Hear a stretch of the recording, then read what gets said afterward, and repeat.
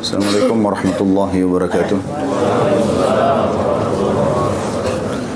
Alhamdulillah. Selalu saja kita memuji Sang Pencipta Allah. Sebagai seorang muslim dan mukmin, kita sangat yakin janji Allah, dan Allah tidak akan pungkiri janjinya, karena kekal ditilawakan oleh orang-orang beriman dalam kitabullah Al-Quran. Innallaha la yukhliful mi'ad. Allah tidak akan pungkiri janji-janjinya. Juga disebutkan dalam surah Ibrahim, la in syakartum la azidannakum wa la in kafartum inna adzabi lasyadid. Kalau kalian bersyukur pasti aku akan tambah, dan kalau kalian kufur maka azabku sangat pedih. Dan kalimat alhamdulillah adalah kalimat syukur, di mana Allah telah menjanjikan dengan janji yang benar segala kebutuhan kita akan dipenuhi olehnya. Maka sangat wajar kalau kita selalu mengucapkan kalimat ini.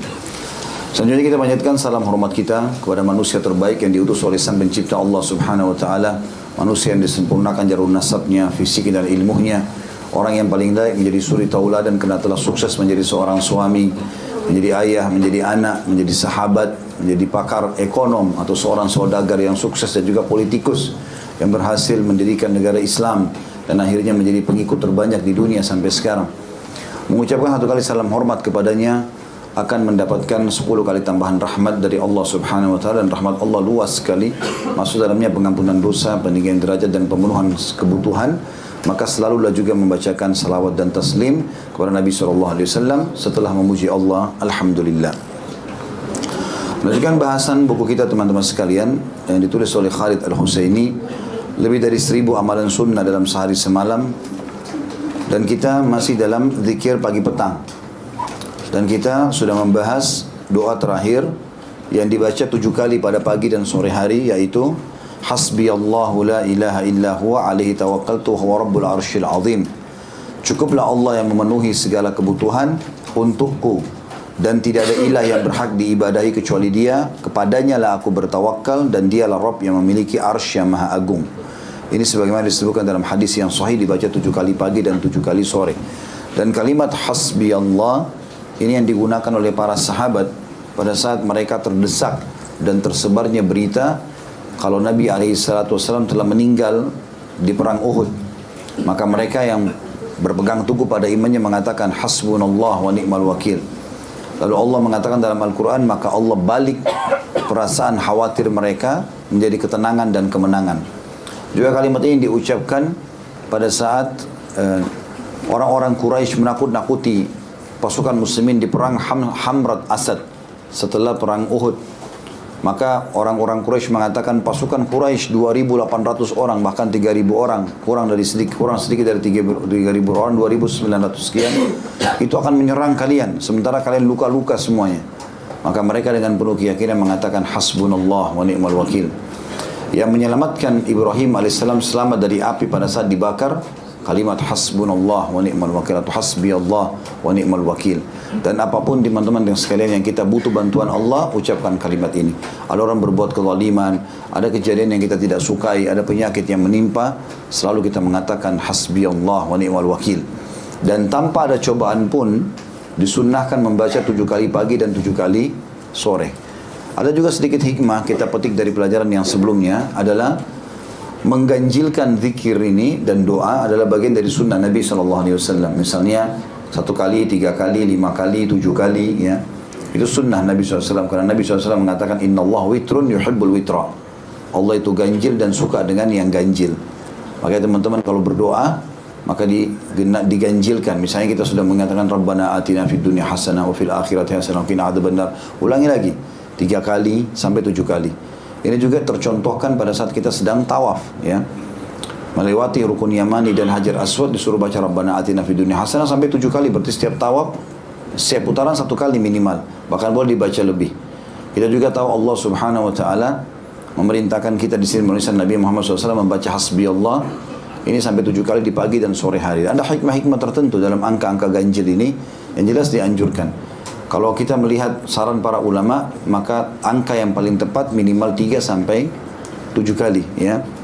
Dan kita juga tahu Nabi SAW mengatakan siapa yang memohon kepada Allah surga pada pagi hari 3 kali, riwayat lain 7 kali, maka surga akan berbicara mengatakan, ya Allah, surga akan berdoa sambil mengatakan, ya Allah, sesungguhnya hambamu fulan yang memohon agar berlindung kepada agar masuk ke dalamku, maka masukkanlah ia. Dan siapa yang berlindung dari api neraka setiap hari, pagi ataupun sore, 3 kali, riwayat lain 7 kali, maka neraka akan berkata, ya Allah, selamatkan dia dariku karena dia telah berlindung kepadamu. Ini disebutkan juga angka 7 kalinya atau 3 kalinya. Kita akan masuk teman-teman ke doa mulia pada pagi ini atau pada siang ini, termasuk zikir pagi petang, meminta agar segala keselamatan diberikan kepada kita. Dan doa ini kata ulama boleh dibaca selain zikir pagi petang juga, antara azan dan iqamah. Kalau yang hafal bahasa Arabnya, alhamdulillah. Kalau tidak, maka minimal mengetahui bahasa Indonesianya. Yang kita baca nanti terjemahannya ya. Di antara doa yang dianjurkan di poin F-nya adalah Allahumma inni as'aluka al-afwa wal-afiyah fid dunya wal-akhirah. Allahumma inni as'aluka al-afwa wal-afiyata fi dini wa dunyaya wa ahli wa mali. Allahumma astur awrati wa amin raw'ati. Allahumma hafadhni min bayni yadayya wa min khalfi wa an yamini wa an shimali wa min fawqi wa a'udzu bi'azamatika an ugtala min tahti. Terjemahannya, ya Allah, itu Allahumma inni as'aluka, aku memohon kepadamu dengan sangat, al-afwa, pengampunanmu, wal-afiyah, dan keselamatan selamanya di dunia dan di akhirat. Di sini ada penggunaan kalimat afu.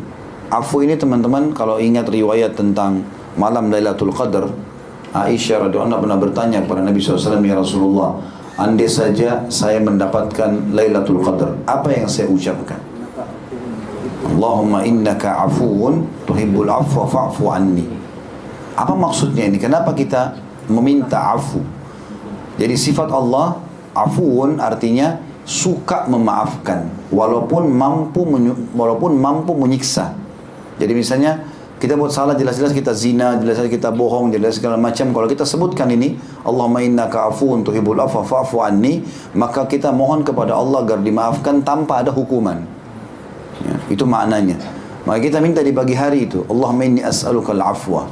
Kata ulama hadis, kalau ada yang aku lakukan pelanggaran dari semalam ya Allah sampai pagi ini, yang dasarnya engkau mampu menghukumku, maka maafkanlah. Itu maknanya dari afu.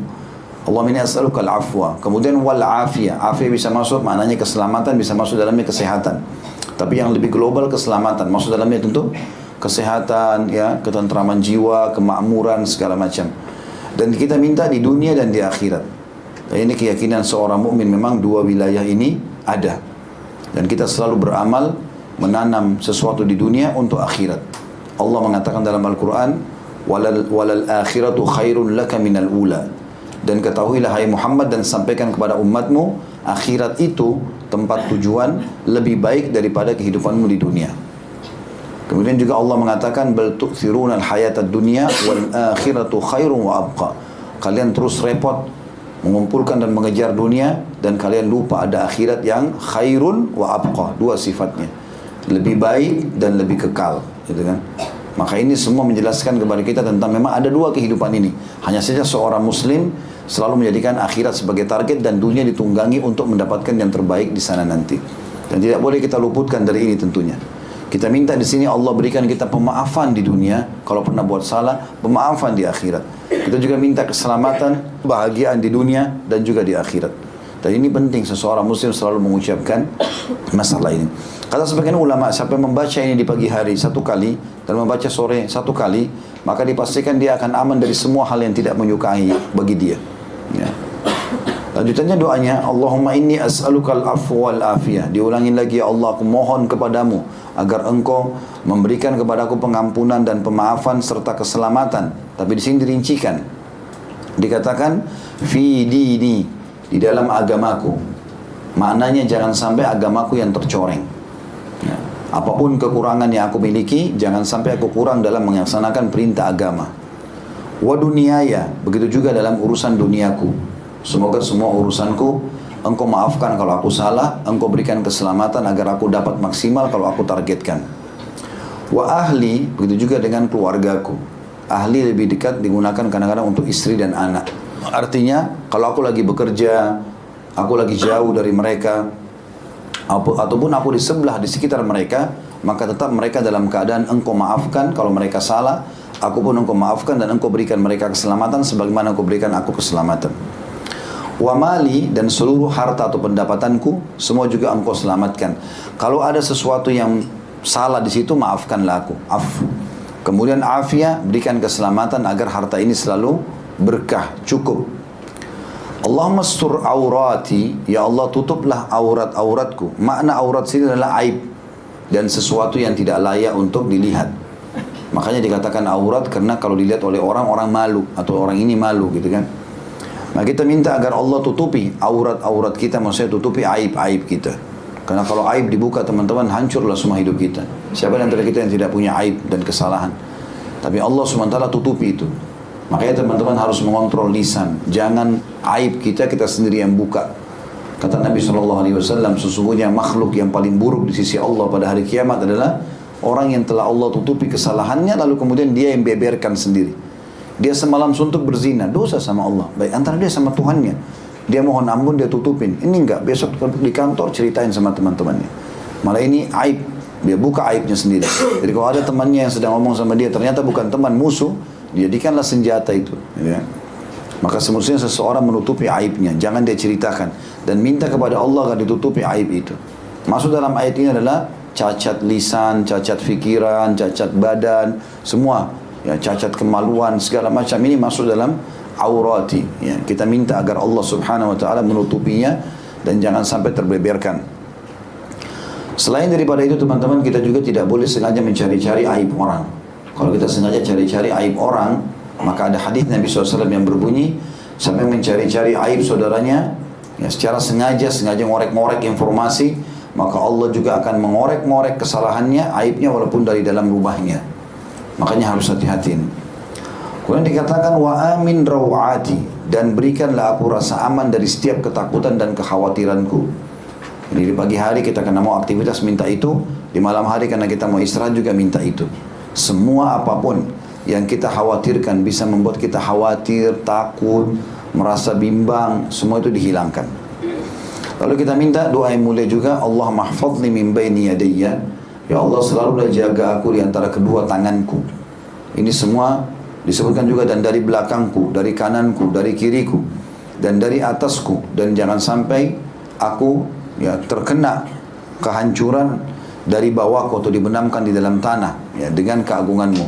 Semua ini kata ulama hadis karena masuk dalam perkataan iblis yang mengatakan aku akan menggoda mereka dari depan, dari belakang, dari samping, dari kanan. Ini semua karena iblis. Maksudnya kita minta dijaga dari segala godaan syaitan dari seluruh sisi kita. Karena syaitan kalau bisikin kita di sisi kanan, kira-kira yang mana lagi lemah nih? Kalau kita biasa telinga kita lagi dengerin ceramah atau kita lagi dengerin tilawah dan kita lebih fokus di kuping kanan, maka kuping kiri lemah. Maka syaitan masuk di situ membisikkan dengan membuat misalnya kita lalai dan seterusnya. Atau kalau kuping kanan kita dibisikin oleh malaikat dengan kebaikan-kebaikan agar jangan berzina, jangan berbohong segala macam. Di kuping kiri yang lemah, maka kuping kiri lah digodain oleh syaitan. Semua ini kita minta dijaga dari semua sisi, kanan, kiri, depan, belakang, ya bahkan dari bawah, semuanya juga masuk dalam minta perlindungan. Masuk juga dalam makna kalimat terakhir, wa'udhu bi'azamatika an ugtala min tahti, dan jangan sampai aku disambar dari bawah atau tenggelam. Ini adalah supaya tidak kena bencana. Ya, karena kalau bencana datang kita sulit untuk selamat. Seperti Indonesia sekarang kita lihat depan mata, tsunami terjadi, longsor terjadi, orang tadinya lagi jalan nggak sadar, bahkan masih pakai mobil, ada yang dulu di pinggir pantai lagi makan dan minum, Allah SWT datangkan itu. Tapi dengan doa ini insya Allah kita akan aman dari itu. Artinya Allah akan selamatkan kita sebelum terjadi bencana tadi. Di antara zikir pagi petang yang dianjurkan teman-teman, Allahumma alimal ghaibi wasyahada, fatiras samawati wal ard, Rabb kulli syai'in wa maliku, asyhadu an la ilaha illa ant, a'udzu bika min syarri nafsi wa min syarri syaitani wa syirki, wa naktarifa ala nafsi su'an aw ajurruhu ila muslim. Ya Allah yang maha mengetahui perkara yang gaib dan yang nyata. Ini keyakinan seorang muslim tentang Tuhannya, faham semuanya. Wahai Rabb pencipta langit dan bumi. Mana pencipta dari tidak ada menjadi ada. Semua ini Allah yang adakan. Rabb atau pencipta ataupun pemilik atas segala sesuatu dan yang merajainya, menguasainya. Sampai kalimat ini dulu saya luruskan atau saya jelaskan teman-teman sekalian. Ingat, selalu kita harus yakin dan jadikan pegangan hidup. Penuh keyakinan ini teman-teman sekalian. Sebenarnya hubungan kita yang hakiki adalah sama Tuhan Allah SWT. Makhluk-makhluk ini hanya Allah jadikan penyebab saja. Kalau ada orang, teman-teman sekalian, bermasalah depan mata kita, dengan kita langsung istighfar kepada Allah. Minta mohon kepada Allah subhanahu wa ta'ala. Bukan yang lain. Berarti kita lagi ada masalah dengan Allah subhanahu wa ta'ala. Maka Allah datangkan makhluk-makhluknya. Gitu kan? Kata Nabi SAW, tidak ada satu kaum di satu komunitas negara yang berbuat kemaksiatan atau pelanggaran agama kecuali Allah akan datangkan kepada mereka pemimpin yang zalim. Berarti perilakunya dari situ. Karena rusaknya hubungan sama Allah, Allah datangkan cobaan buat mereka. Makanya harusnya kita memahami kalau ada masalah berarti kita sedang bermasalah sama Allah SWT. Beristighfar kepadanya, selesai, gitu kan. Waktu Adam alaihissalam digoda oleh iblis untuk memakan buah dan dilarang oleh Allah SWT, dia tahu itu pelanggaran, tapi dia tidak menghardik lagi iblis. Seperti misalnya kita sedang melakukan, ada masalah sama orang lain itu menjadi penyebab kita jadi masalah, gitu kan. Udah, kita nggak bahas lagi orang itu. Nabi Adam alaihissalam langsung mengatakan, Rabbana zalamna anfusana wa illam taghfir wa tarhamna lanakunanna minal khasirin. Wa ya Tuhan kami telah zalimi diri kami. Kesalahan kami ikutin orang ini, iblis ini, gitu kan. Kalau kau tidak ampuni kami, maka kami termasuk orang-orang rugi. Jadi sebenarnya yang dititik beratkan adalah hubungan kita sama Allahnya. Kalau ini semua variabel penyebab Allah datangkan. Ya, makanya teman-teman bermuhasabahnya begitu, kembali kepada Allah subhanahu wa ta'ala. Dikatakan oleh kaum salafus saleh, aku tahu kalau aku punya dosa dengan Allah pada saat aku terhalangi dari sholat subuh berjamaah. Ada juga yang mengatakan, aku tahu aku sedang berbuat dosa kalau aku lihat perubahan pada sikap istriku, tungganganku, dan juga tikus yang masuk ke dalam rumahku. Artinya kalau orang betul-betul menjaga hubungannya dengan Allah SWT akan aman semuanya, sampai pada hal-hal yang kecil. Juga dalam hadis-hadis yang lain juga disebutkan seperti itu. Bagaimana orang-orang kalau sangat dekat dengan Allah Subhanahu wa taala, Allah akan jaga dari semua sisinya. Allah akan berikan taufik dari setiap pekerjaannya. Kita mengatakan di sini, aku bersaksi bahwasanya tidak ada ilah yang berhak diibadahi kecuali Allah atau kecuali Engkau. Aku berlindung kepadamu dari kejahatan diriku dan syaitan juga sekutunya. Di sini kita mengucapkan kalimat tauhid lagi untuk memperbaharui tauhid kita, la ilaha illallah, karena ini harus selalu diulangi. Siapa yang akhir kalimatnya la ilaha illallah akan masuk surga. Kita perbaharui itu lalu kita mengatakan, ya Allah, aku berlindung kepadamu dari keburukan diriku. Maksudnya keputusan yang diriku ambil. Kalau itu salah, maafkan. Dan gangguan dan keburukan syaitan. Di sini dan syirki, maksudnya sekutu-sekutunya. Siapapun yang membantu syaitan untuk itu. Karena syaitan, teman-teman, bisa bisikin kita secara langsung. Bisa juga dia gunakan manusia. Makanya dalam surah An-Nas kita katakan, alladzi yuwaswisu fi sudurin nas minal jinnati wan nas. Memang ada jin dan manusia yang menggoda kita. Ada kadang-kadang teman-teman syaitan bisikin kita, suruh kita berzina, kita nggak mau, nolak. Jiwa kita berjuang tapi kita melawan. Terus kemudian syaitan gerakin ada orang-orang fasik di sekitar kita, mereka yang rayu. Udahlah, nggak apa-apa lagi nih, nanti aku yang traktir, segala macam, supaya kita terjerumus. Maka kita minta dijauhkan dari keburukan syaitan, jangan tergoda dengan dia dan sekutu-sekutunya. Lalu dikatakan, atau riwayat lain juga ada, wa'udzu bika min syarri, Allahumma inni a'udzu bika min syarri nafsi wa min syarri kulli dabbatin anta akhidun binasiyatiha. Ya Allah, aku berlindung kepadamu dari keburukan diriku dan keburukan semua makhluk yang ubun-ubunnya engkau memegangnya. Kata ulama hadis, yang maksud adalah semua makhluk termasuk hewan-hewan, bahkan serangga segala macam enggak akan bisa mengganggu dia kalau dia berlindung kepada Allah dengan doa ini. Kemudian wa an aqtarifa ala nafsi su'an, dan jangan sampai aku menjerumuskan diriku pada keburukan atau pelanggaran. Ini kita berlindung kepada Allah SWT, jangan sampai berbuat dosa. Kalau ada di antara kita teman-teman orang yang mau berbuat dosa lalu dia seperti terlindungi, ya, misalnya batal, gagal, ada yang tahu, maka bersyukurlah kepada Allah. Karena justru itu bentuk kasih sayang Allah. Allah ingin kita tidak terjerumus di situ. Ya, tidak usah kita doakan keburukan, sial saya ini. Tadi janjian sama pacar, sekarang malah banjir, malah hujan. Nah, alhamdulillah kita selamat dari dosa itu.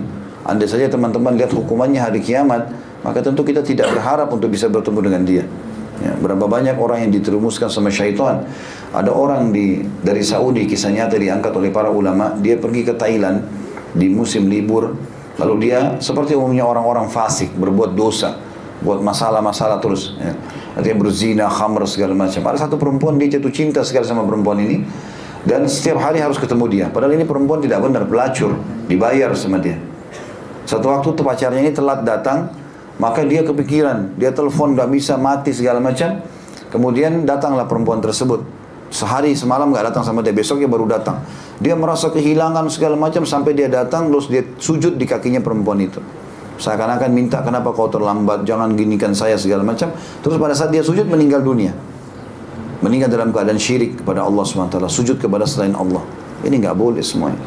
Jadi semestinya harus difahami masalah ini. Kita harus minta dilindungi dari semua keburukan makhluk yang Allah pegang ubun-ubunnya. Tidak boleh jerumuskan diri kita pada keburukan.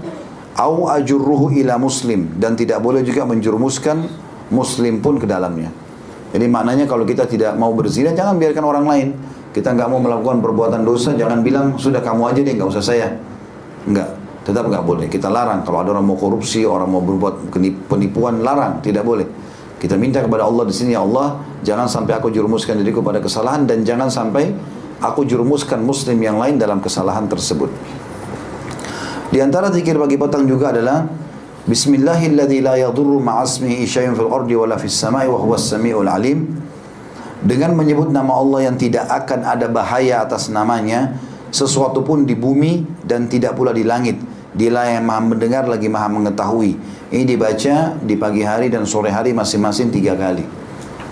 Doa ini teman-teman disebutkan dalam hadis yang lain, siapa yang membaca doa ini di sebuah tempat, maka Allah menjamin dia kembali ke tempat itu dalam kondisi aman. Misal mau keluar rumah, baca Bismillahilladzi la yadurru ma'asmihi syai'un fil ardi wala fis sama' wa huwas samiul alim. Tidak ada sesuatu pun yang bisa membahayakan Allah atas namanya Allah, sesuatu pun di bumi dan di langit, dan dia maha mendengar lagi maha mengetahui. Maka dia akan aman kembali ke tempat dia mengucapkan. Sampai kami pernah waktu diajarkan oleh dosen atau guru kami masalah doa ini, waktu saya masih SMA kelas 3 waktu itu di Madinah, sempat dibahasakan oleh beliau waktu memaknakan ayat atau doa ini. Beliau bilang, usahakan kalian membaca doa ini dalam setiap keadaan kalian. Misal dalam rumah, dari kamar tidur ke ruang tamu, baca Bismillahilladzi la yadurru ma'asmihi syai'un fil ardi wala fis sama'i was samiul alim.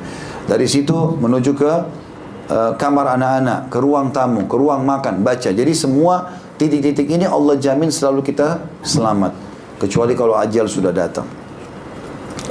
Kemudian juga dalam doa yang lain adalah raditu billahi robba wa bil islami dina wa bi Muhammadin sallallahu alaihi wasallam nabiyyan wa rasula. Aku ridha Allah sebagai Rabb, Islam sebagai agama, dan Muhammad sallallahu alaihi wasallam sebagai nabi yang diutus oleh Allah. Kita baca pagi hari 3 kali, sore hari 3 kali. Makna radit artinya aku sudah ridho ya Allah. Makna ridho berarti kita bisa menerima semua keputusan Allah, baik atau buruk. Jadi kalau kita berdoa, kita mengucapkan kalimat ini raditu billahi robba, Allah akan buat kita selalu ridho dengan keputusannya. Wabil islami dina, apapun yang berhubungan dengan Islam kita selalu membelanya dan ridho. Wabi Muhammadin sallallahu alaihi wasallam nabiyya, dan itu pun juga berhubungan dengan apa yang berhubungan dengan Nabi sallallahu alaihi wasallam, semuanya kita terima dan ridho.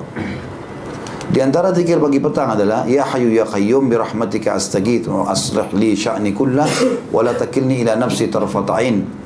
Wahai zat yang maha hidup dan zat yang berdiri sendiri, dengan rahmatmu aku minta pertolongan, perbaikilah segala urusanku dan jangan diserahkan kepadaku meskipun sekejap mata tanpa ada pertolongan darimu. Ini dibaca minimal sekali pagi sekali sore. Sifat Allah ya hayyu ya qayyum, zat yang maha hidup dan berdiri sendiri, ini yang menyebabkan datangnya keberkahan teman-teman sekalian. Karena ada hadis yang lain, siapa yang membaca astaghfirullahil azim alladzi la ilaha illa huwal hayyul qayyum wa atubu ilaih, akan diampuni dosanya walaupun sebanyak buih di lautan.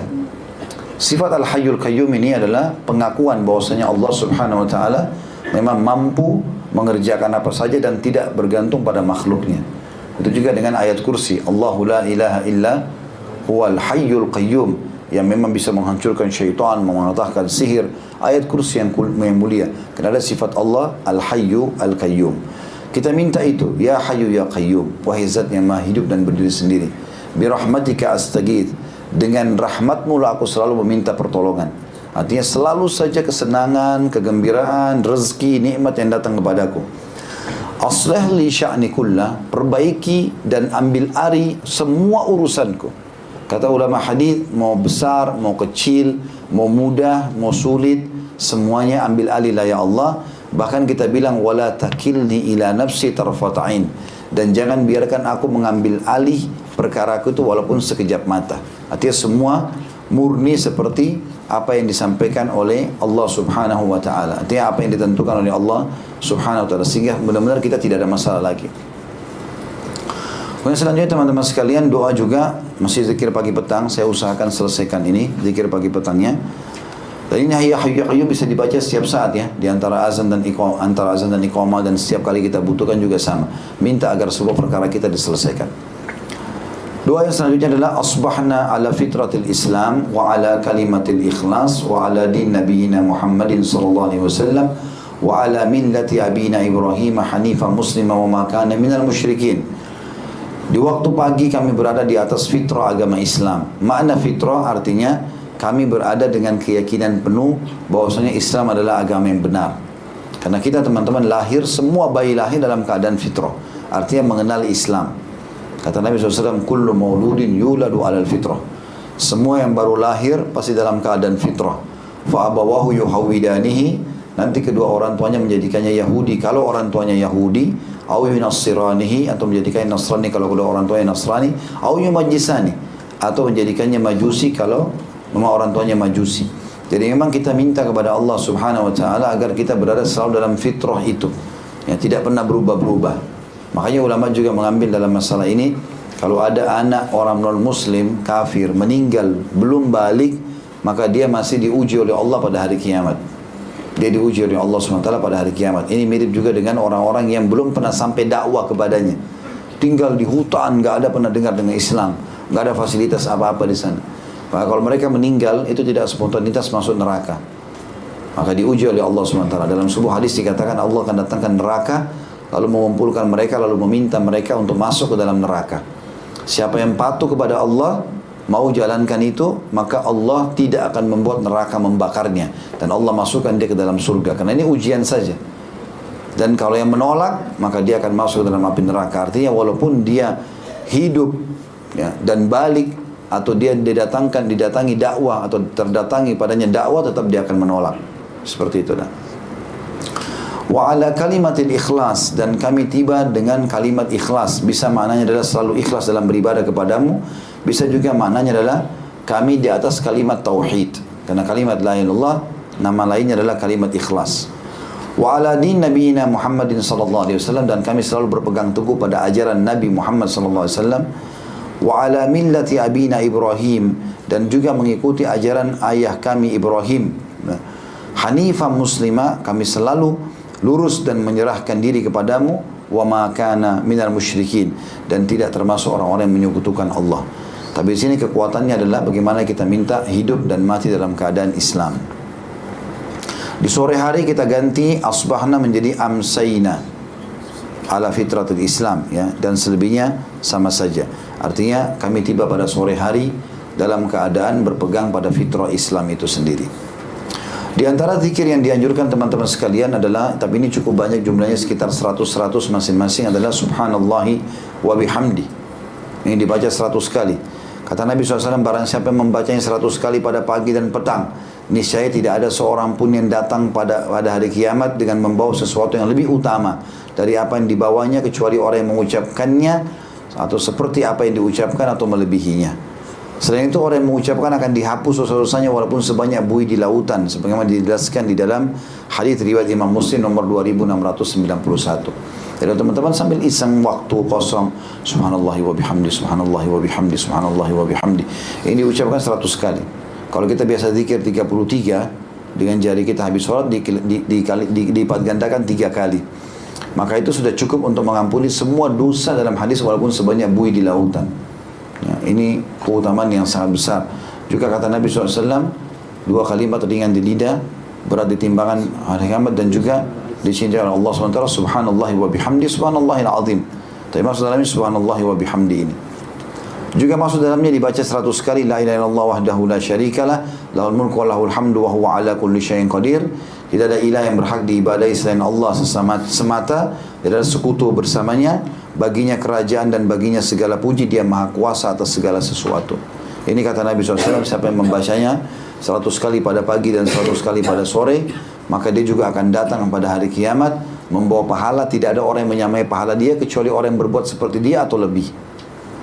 Juga dalam hadis dikatakan barang siapa yang mengucapkan 100 kali dalam sehari, maka baginya pahala seperti memerdekakan 10 budak. Ditulis baginya 100 pahala dan dihapus darinya 100 keburukan. Baginya perlindungan dari syaitan pada hari itu hingga sore hari. Artinya dari pagi tidak akan diganggu oleh syaitan sampai sore hari.